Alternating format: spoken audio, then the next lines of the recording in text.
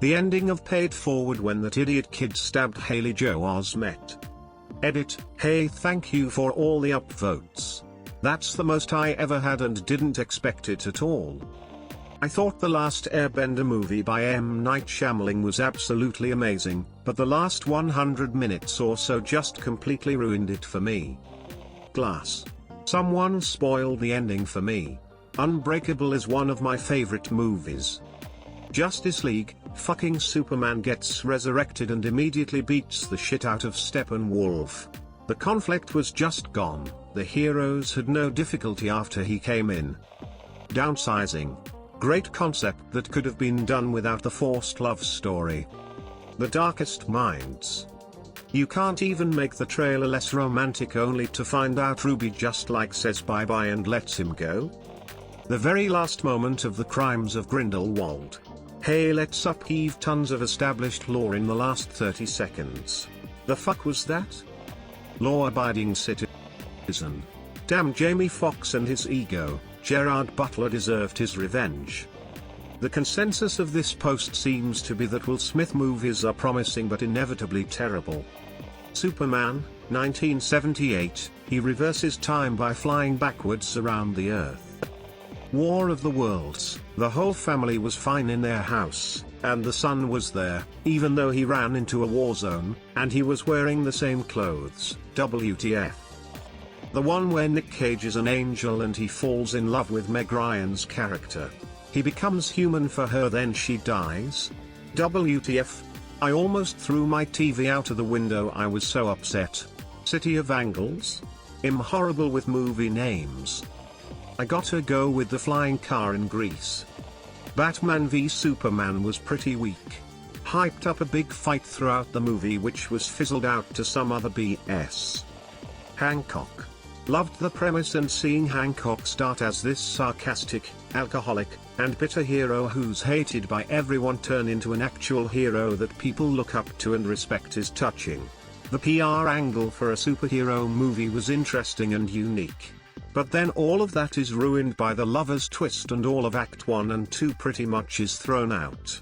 I'm fine with either the superhero PR angle or the tragic lover's angle, but they're way too different and the latter is introduced too suddenly. Hancock really feels like two separate movies stitched together. Whenever I watch it now I just turn it off after Hancock stops the bank robbers. Perfect ending for that movie.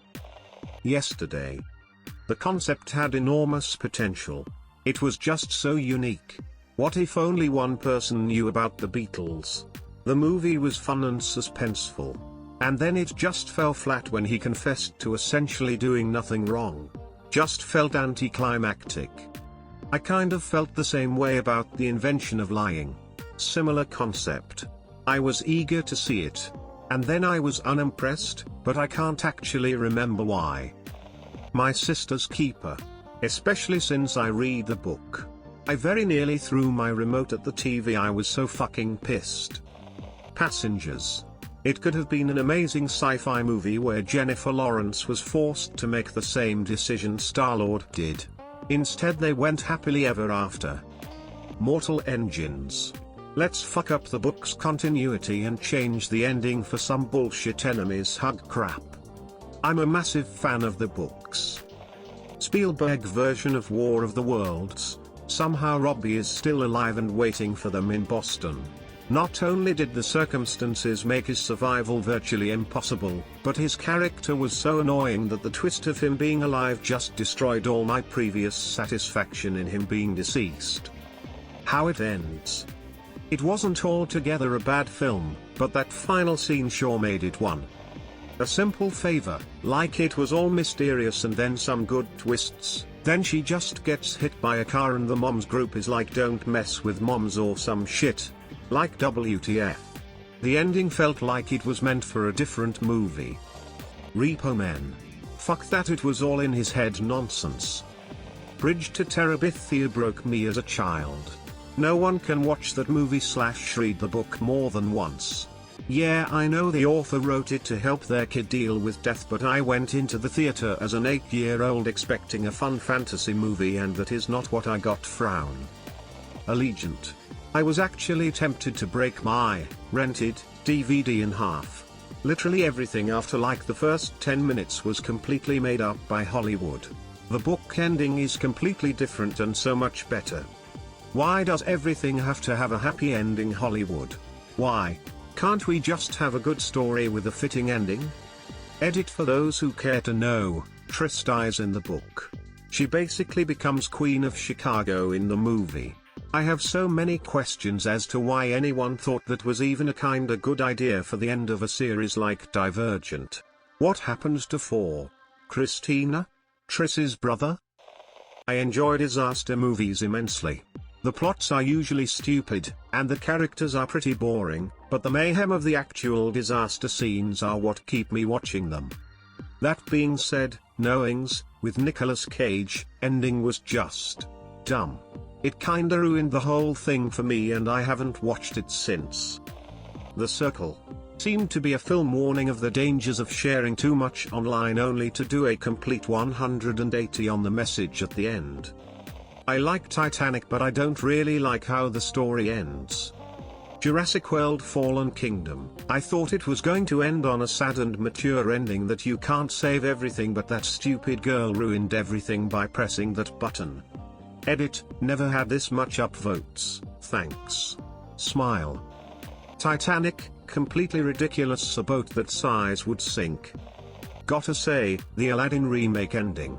The Disney remakes as a whole don't hold up to the original animation films, but as a huge Aladdin fan I was beyond disappointed to not see a battle between Jafar as a snake and Aladdin. Nobody asked for the giant nameless parrot to chase them through the city. No one. Give me a snake battle. Eli. Some horror movie I saw on Netflix about some sick boy whose family spends a shit ton of money to get him to some special doctor. The catch is the operation takes days to complete, so the whole family has to live in a big house with the doctor for a bit.